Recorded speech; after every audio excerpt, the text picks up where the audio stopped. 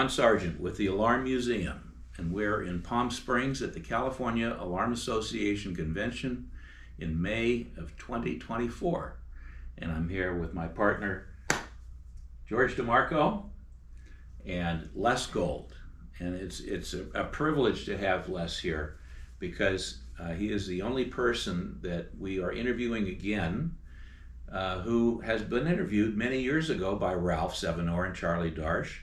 This time we're going to get a little more personal into his young life and growing up, and so let's start with that, Les. When you know, where are you from originally?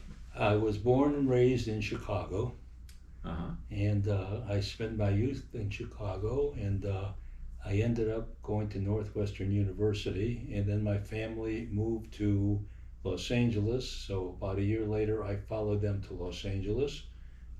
Went to law school at the University of Southern California and graduated in 1956 and became a member of the California Bar in 1957. Wow. What predicated your interest in law? What got you there? Well, I'll tell you what got me law. When I was at Northwestern, I was thinking possibly of going into medicine, and I took my first biology course, and that made my decision final. I went into law. Okay.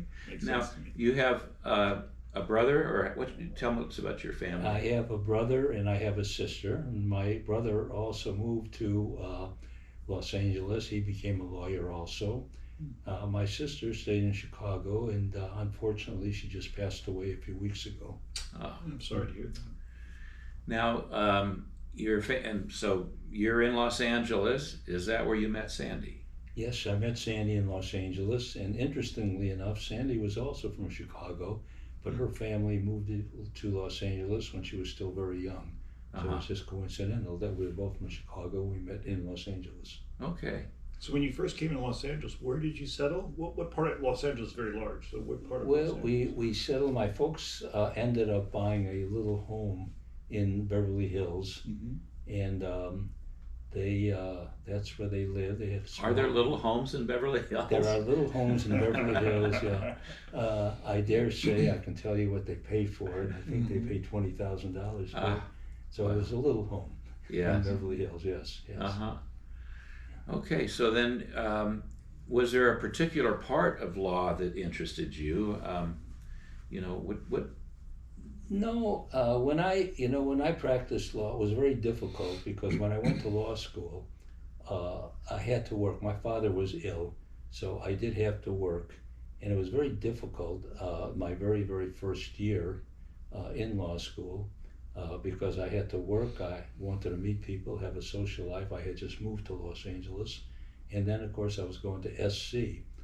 And in my first year of law school, I just barely made it through. And then I realized the second year that I had to change things around.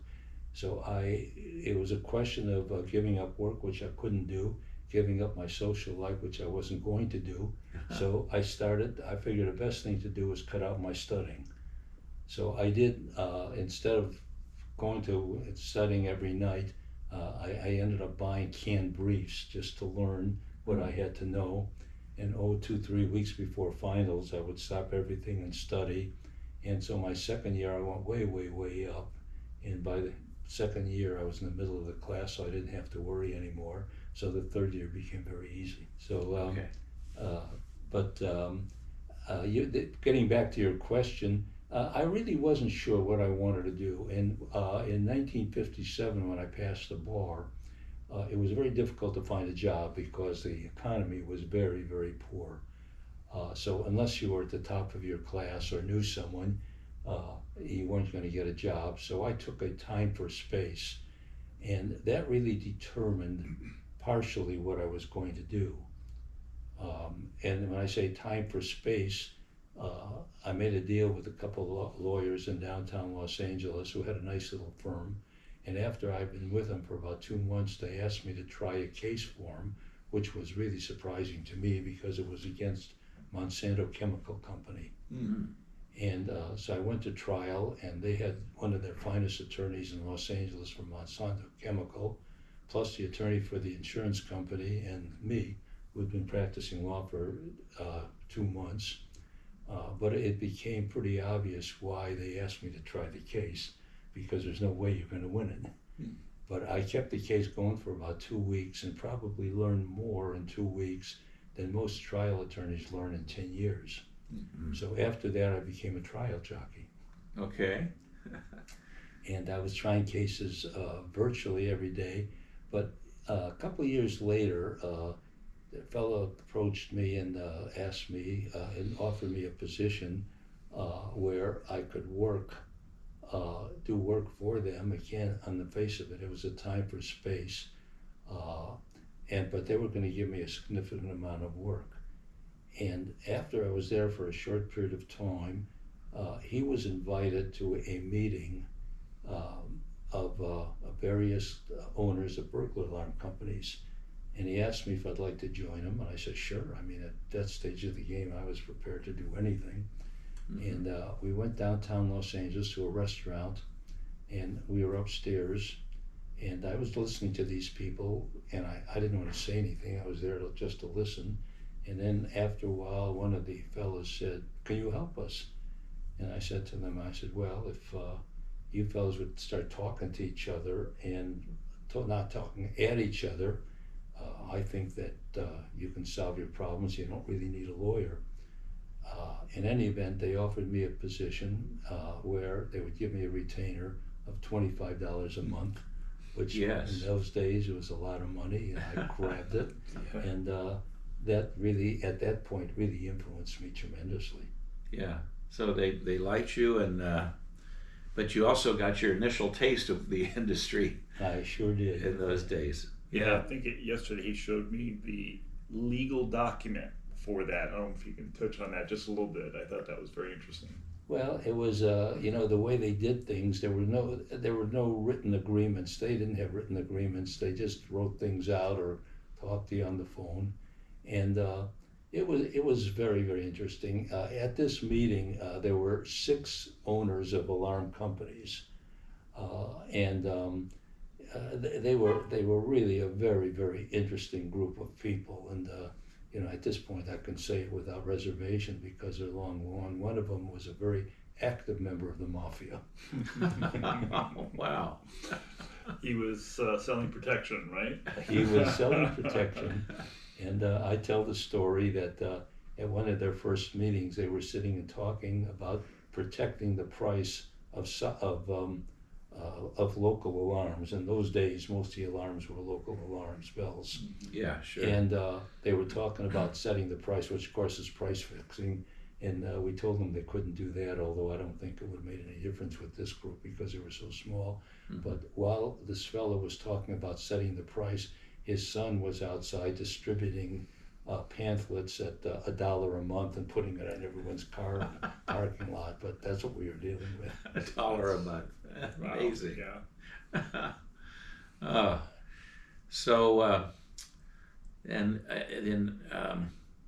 That was the California Burglar and Fire Alarm Association, I believe. Well, at that time, they hadn't really had an association, but they had intended to be the California Burglar and Fire Alarm Association, yes. But they hadn't done anything with it. They'd never filed anything. Yeah. And until I think it was 1959, when they had hired me, that's when we filed for the corporation, officially the corporation for the first time, yes. Okay. So then the association grew with more members. Was it mostly Southern California, or were there others? At that point, originally, again, I don't remember how many members there were. It's in the documents which I showed you. I think there were probably 25 members, if that many. I really forgotten how many members. I think probably now more like 18 or 19, and they were mostly from Southern, almost all from Southern California. Yeah. So then I know at some point it expanded outside of California because there was Arizona, Washington. Well, at that point, you had a national association, you had the Central Station Group, but there were no active local associations. and the California group was the only local association, so it was a very strong attraction for companies outside of California to join. So we had members in Washington, Oregon, Nevada,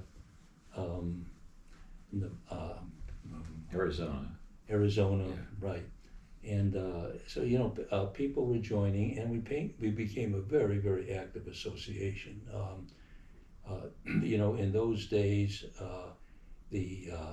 all the companies were totally 100% dependent on the phone companies. Uh-huh. And Pacific Telephone would file every year, they would file with the Public Utilities Commission for a rate increase.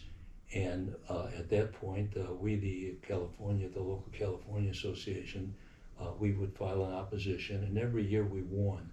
And that went on for about 10 years. And I used to spend a couple of weeks in San Francisco, where the hearings were every year for about 10 years. And the rates for California at that time were probably a tenth of what everyone else was paying, because we were the only ones in the country. So that was a tremendous attraction. And so after a while, we were handling cases in Nevada. We went down to Texas, state of Washington, state of Oregon. And so that was a great attraction for the industry. In those days, the two major issues were false alarms and phone company rates. And obviously the local alarms were mostly going to monitored alarms on leased telephone lines. So that connection you had to pay Pacific Telephone to. Well, there were two. There was the McCullough Loop and the direct line. And the McCullough Loop, there was a charge for the McCullough, and then of course the direct line, they charge you by the mile. Mm-hmm. And I've forgotten what the number is now, but if the folks in California were paying 15 cents a mile, everybody else was paying $1.50 a mile. Again, that's relatively speaking. I don't remember exactly what the rates are now. Mm-hmm. And then, so let's move up till, I believe you said it was 1972 that this larger group then became the Western Burglar and Fire Alarm Association. Right. Because of all the members who chose to join, it became the Western Burglar and Fire Alarm Association, right? Uh-huh. And a very, very active association for a number of years. Yeah. Were you involved with NBFAA back in those times too? Yes, yeah. I was actually counsel for NBFAA for about 25 years. Yeah. Yeah. So you had the national, and then was Western kind of like the biggest regional, I guess? Well, the Western was the biggest and most active regional, and by that time, some of the other areas in the country were basically getting smart and realized that they had to, they had to localize also. They operated as the Western Burglar and Fire Alarm Association for a number of years. I believe it was 1991 when they changed, and the reason for that, the reason for that is, and again, I was on both sides because I helped the national. They came up with a chapter program, and when they came up with a chapter program, then the Western basically had to become a California association because the chapters were they were looking for chapters for every state. Yeah. Well, before we go to that, let's back up a little bit to the Western days in the 70s. I know you started seeing, because I saw it too, we had cities that wanted to start either licensing alarm companies or, charging them a fee to do business in a particular city, and then I guess another, and then another, and so, can you tell us a little bit about that, and then how that tied into getting a state involved with licensing? Well, so we didn't have to have all these licenses in all these different cities. The example that we used then was the County of Los Angeles, which had about 67 cities. and all the cities, not all of them, but most of the cities, were adopting rules and regulations where each one had to carry a separate card, so you needed a wallet, which was yay thick. And so at that time, the Western Alarm Association, we got together to see if we couldn't get the state of California to adopt some type of a law, and that really became the Alarm Licensing Act, and that became the law in the state of California, and that was 100% backed by the California Alarm Association, sponsored by the California Alarm Association. It took me, I think it was almost 5 years to get it done, because the League of California Cities opposed us every year. So I was going to ask, how hard was that? You know what? It was very, very difficult. And at that time, because we were fighting the League of California Cities, which was very powerful, then finally, as a result of some relationships we had with members of the California legislature, we made a deal with them that we would put a provision in that they would this law would preempt the cities from actually filing independent laws, with the one exception where they could control false alarms. And so we had to put that provision in, and we did, and after about 5 years, we finally got it passed. What was that time period? Almost 5 years. I mean, as far as the years that you were dealing with, what were the years that it got licensed? And Oh gosh, Early 70s? It was the 70s. it was yeah, 70, it was so in that the was a 70s. 5-year period of time in that Yeah. frame. And it was this was really monumental as far as the companies were concerned. The next one, I know I was invited to come down to Texas to help them adopt a state law, which we did. And basically, the Texas state law originally was really modeled after California. We spent time in Nevada. They never ever passed anything. They probably still don't have a law. But we assisted them in Arizona and I think state of Washington. These are things that the California Alarm Association, or the Western as the case may be, was very, very active in really influencing many other states. Yeah. So let's go up towards the 1980s. We've got the time where California was going to become back a state organization again, and I know some of the other states had started to organize their own alarm associations or groups, but so the early times there, this would be the late 1980s, I guess that was the first talking about let's unify California. At that time, I remember on paper, there were 12 local alarm associations. Of course, the Los Angeles LABFAA was the gorilla in the room. They were the biggest. Up north, we had the loose Bay Area Alarm Association, we called it. But that, at that time, was actually breaking up into three: the Golden Gate Alarm Association on the San Francisco Peninsula side, East Bay Alarm Association right across, and then the Silicon Valley, or I think it may have been called San Jose at that time. But so that Bay Area, and I'll just mention our group up there. At the time, the Bay Area was mostly involved because so many police departments were willing to sit down and talk to us, but they all had issues with false alarms. And they found they could come to our meetings, and back in those days, we always had restaurants where you could have cocktails. So at lunchtime, everybody was drinking, everybody had a good time, and we got along with the police departments. But, down in Los Angeles, we had the LABFAA meeting at the Los Angeles Police Academy, which has a built-in bar, and everybody down there was drinking and having a good time. And I think relations at that time were pretty well. But so if you can kind of let's go to that part where you saw that this was going to be a structure with legal work that had to be done to consolidate these local alarm associations, which then I imagine, they had to be nonprofits, and to create the CAA. Do you want to talk about that time? Well, the one thing that the association always did was encourage our members to meet with the policing agencies, and so many of them did not. And it was so important to get the policing agencies to understand what the alarm companies did.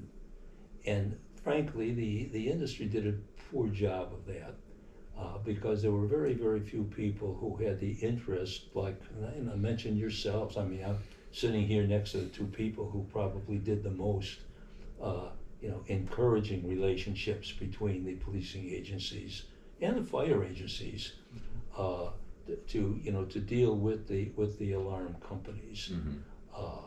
But that was the relationships became so important, and of course, over the last 10 or 15 years, I think it's improved tremendously. Although, frankly, in some instances, in some areas, it hasn't. Yeah. I know I just witnessed something just in the last few months, where I was just amazed. Where one of the major cities, in the state, they had no relationship with the alarm industry at all. So these are things that happen. And another thing, many years ago, I'm sure you remember, we had a problem with the California legislature where someone came in and with firearms and shot up the legislature. Oh, yeah. And the legislature immediately passed an ordinance where you couldn't carry firearms. Well, that was disastrous for really for the alarm industry, because you respond to alarm, and it might well be in a district where there's a lot of crime, and if you can't go in with a fire alarm, it's a problem. Well, at the time, we hired an individual, a lobbyist, to come in and do anything, and they threw their arms up. They couldn't do anything. So we tried another attack, and it so happened I had gone to law school with a member of the of the Senate and of the House, both. And so I talked to him once, and of course, in California then and now was very, very influenced by one party, and it has changed. So I went to the majority party, and he told me what to do. He said, "Look, prepare an ordinance which would exempt the alarm industry." And he says, if we go to the full House, it's never going to get passed. But he said he helped me, and we prepared an ordinance exempting the alarm industry. And they invited me to come down and sit in the legislature, and I sat there all day and nothing happened. And I was very, very frustrated. By the end of the day, there were 3 people of the legislature still there. And I said, "What's going on?" They said, "Okay." They took up the matter with 3 people, and it passed unanimously. However, now they have to circulate it amongst the entire legislature. In any event, they advised me that when that happens, usually no one reads it and they just sign off. So that's exactly what happened. Everybody signed off. The governor signed it, and we were exempted. But that was the power of the association. And I don't know if I'm responding to your question at all, but you're talking about specifically what did we do when we were the California Alarm Association. Those are the things we did. There were a number of instances where various municipalities filed ordinances where they were going to charge the alarm companies for false alarms. Oh, yes. And unlike anyone else at that time, the California Alarm Association took them on. I think there were 3 separate situations. The first one up where I am was Fairfield. And, That's right. And that chief, Chuck Huckel, I remember his name, who had previously been the chief in West Covina, chief in Fairfield said, I'm just going to build the alarm company. It's real simple. Yeah. And of course, we had Alan Edelstein get involved with that. But after that, you, right in your hometown, you had Beverly Hills come up with the same thing. And then these things started happening. So you want to talk about... Well, yeah, at that point then, we filed 3 separate lawsuits, one up north, 2 in Southern California, against the police departments and the cities. And in each case, we were successful in taking the position that, hey, we didn't cause the false alarm. This is caused by the subscriber, and there has to be an intent. And we were successful. And so at that time, then, all these various municipalities who were planning to charge the alarm companies, they all backed off because they were going to lose the lawsuit. Mm-hmm. So again, it was something that the California Alarm Association did, and it was very, very successful and very important for the industry. Yeah, he brings up a really good point. If we did not have the association and those powerful folks that were in the association, it'd be quite a different industry right now in California. Oh, absolutely. Yeah. And it was very expensive. The undertaking was very, very expensive at the time, but it certainly, when you look back at it preserved the industry as it was. Whether you were a member or not, non-members really benefited by the members that really initiated a lot of Yes, yeah, that's true.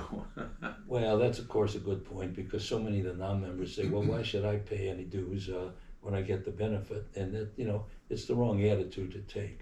Mm-hmm. And I think, I don't know what the membership is now in the California Alarm Association. It's obviously much greater than it was, but certainly there's still many of the alarm companies get the benefit of what the association does without really paying their fair share, which is wrong. Mm-hmm. Mm-hmm. So that brings us, I guess, up to our current times. Before you go there, I was Yes. wondering if I can ask him a question. Sure. How'd you meet Alan Pepper? How did that? Oh, yeah. Alan Pepper worked for an alarm company, Morse Signal Devices. His father-in-law was one of the principals of Morse Signal Devices, and Morse Signal Device was a good client of ours. And one day his father-in-law said to me, hey, my son-in-law is going to law school. Would you hire him? He's very knowledgeable in the alarm industry. And I interviewed Alan. I said, sure. And we hired Alan, and when he passed the bar, Alan was very, very bright. And he was right at the top of his class in law school, so I had no problem hiring him. And we hired Alan, and ultimately Alan, took over a great deal of the work that I was doing, which was great for me, was great for the industry. And ultimately Alan became a partner of the firm, and certainly was very, very responsible for the success of really many of the alarm companies and associations. Mm-hmm. I also recall that you had a couple other names on your letterhead. It was Goldmark's Ring and Pepper. So were you expanding into other law while we were always focused on our industry, and so was Alan? We had various iterations. At one point, just getting a little personal, I had a client who had moved to New York, and he was a principal in a big board company, and they were involved in a lawsuit which involved 4 or 5 other companies throughout the country, and one of them was in California. So a big New York law firm asked us to participate, which we did, and I reviewed it, and I saw that the attorney's fees everyone was paying really exceeded the amount of the value of what they were fighting for. So I got involved and got the case settled, and virtually the day after we got the case settled, the New York firm came to us and wanted to acquire us. And we ultimately ended up being acquired by the New York firm. And we were basically that firm for 4 or 5 years, and they were really one of the top firms in New York at the time. But their principals were all making too much money, and they couldn't get together. And ultimately, they got involved in a very, very major situation. So I resigned from the firm. When I say I resigned from the firm, I resigned, and basically a number of our partners, everyone, Alan and the rest of them, they all followed me. And so we started over again with our own private firm, and it grew so fast. We went from, 12 or 13 lawyers to 30 some odd lawyers in a matter of a couple of years. And one morning I woke up and said, what are we doing? Because frankly, having 30 some odd lawyers is like having 33 children. So then the opportunity came up to merge with a local firm, which we did, and I've been with the firm ever since. Okay. Of course, Alan unfortunately has since passed, so he's no longer with us. But we're still doing a great deal of work in the industry, but frankly, in terms of the firm that we're with, the alarm aspect of it is a very, very small percentage of what we do. Yeah, so Les, so now current events, we'd like to ask you a couple questions. One is, where do you see the industry going, and how do you see the California Alarm Association impacting the industry?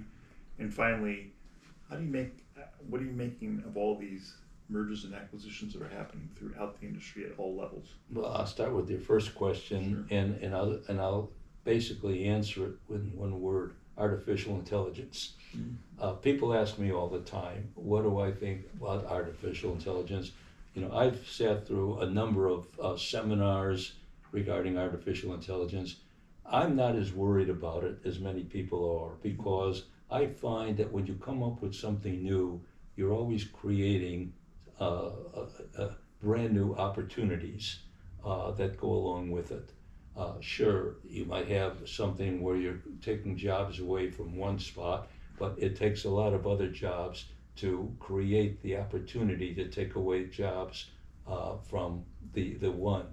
So I see tremendous opportunities with artificial intelligence. I think that the companies who watch it and see where they have to go are going to get ahead. And for those people who say, well, we're doing so well, we're just going to stop what we're doing, I think ultimately they're going to get affected adversely. The industry, as I see it, to a great extent, and you fellows know better than I, because from a technical aspect, I stay away from it. But this industry basically started mostly with companies that started in their garage, and they work up from there, and they have not been necessarily involved in technology. Today, after so many years, technology is really, the alarm industry, I think, is catching up with technology. I always tell the story many years ago while we were in the midst of a rate increase case in San Francisco. And I was having lunch with the executive vice president of then Pacific Telephone. And he said to me, Les, do you know your industry is 100 years behind the times? And I told him, I said, you're absolutely wrong. And he looked at me and he says, why? I said, because we're only 50 years behind the time. We're catching up. Yeah, and we're catching up. Yeah. So I think it's going to become tougher, but you're still going to have people in this industry who start in their garage.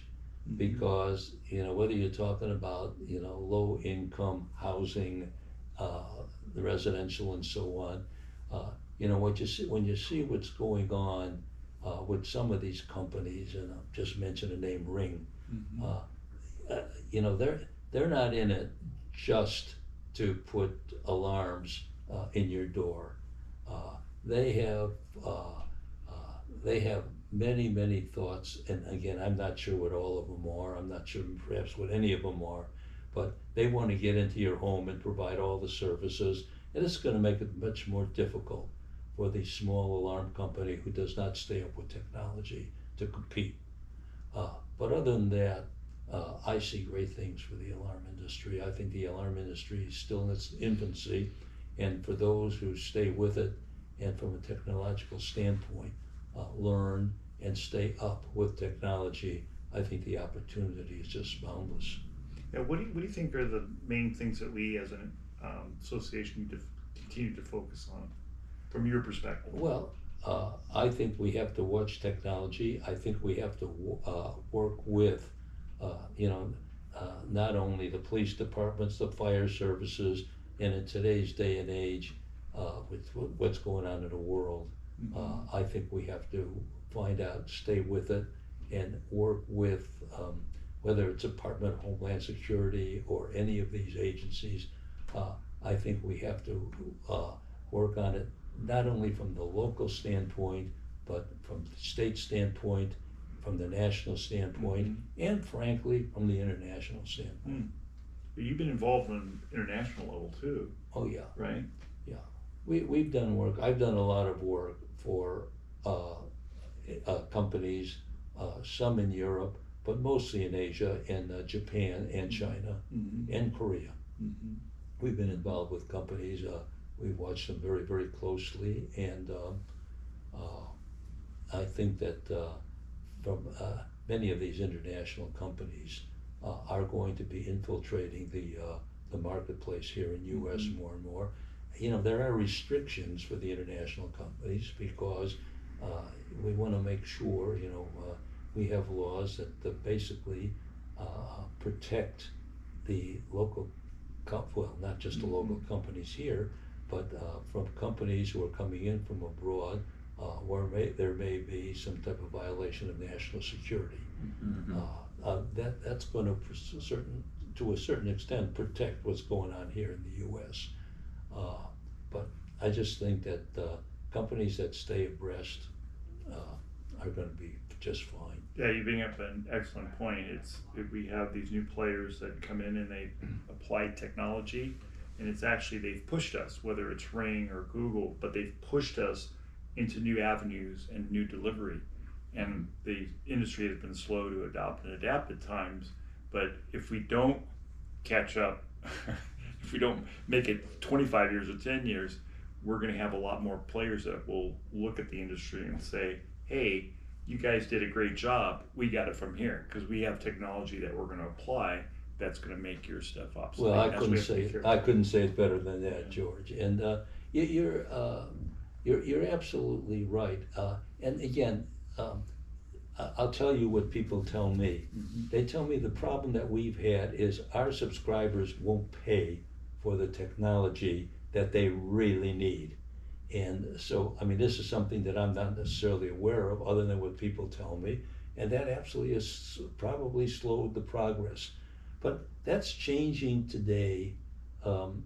Years ago, when it came to acquisition time, and, my firm, and I use the word in the plural, we've handled well over 2,000 acquisitions in this industry. That has nothing to do with acquisitions we do in other industries, but in this industry we've done well over 2,000. And I always kind of categorize it by saying so many of these folks, literally thousands of them, they start the business in the garage, they build a fantastic foundation. And once they get the foundation up to the top, now they have to build a skyscraper. How many people are capable of building the skyscraper? Because to build a skyscraper, you have to have courage, and you cannot be afraid of failure. So what happens, there are very, very few folks out there who meet that description. So the people who basically built the foundation, that's why we've had over 2,000 acquisitions over the years. Kind of interesting, and again, I'll relate it to our business and my firm. The acquisition business slowed down during the pandemic. Now, all of a sudden, we are seeing a very, very significant increase in acquisitions. Why? Because people are beginning to understand that technology has taken over this industry, and they're not capable. They figure that their children are not capable, their heirs are not capable of really staying up with the technology, so they want to sell. And it's not just now the very small company, it's the medium-sized company all of a sudden where we're seeing opportunities for acquisitions. And that's, in my opinion, you still have the factor where the heirs, there's a lack of confidence or a lack of ability, but now more than ever, you're seeing that because of the technology that's taken over. That's a great point, because it's a matter of, do the kids want it, or should they have it at that point? To your point exactly, and I think that's what folks are assessing right now. Yeah, no, that's where it is, and as I say, I think the industry is still in its infancy. Mm-hmm. It's just taking off, but it's new, and technology is taking over. Oh, sure, you're still going to have the companies that start out of the garage because there are folks going to want to pay $10 or $20 or $30 a month. They're not prepared to pay what the real service requires, and they probably don't need it. Mm-hmm. But by and large, I think the industry is just it's becoming I think a full-blown technological opportunity. Yeah, I related this to other folks. I did a keynote in Italy. That was fun. That was really fun. And I remember asking the Italian business owners, why do they think that they cannot sell this or that into their country? Because they do it very different than they do here. And he says, because we don't believe, they don't believe that the customer is willing to pay for it. And I think we do the same thing here.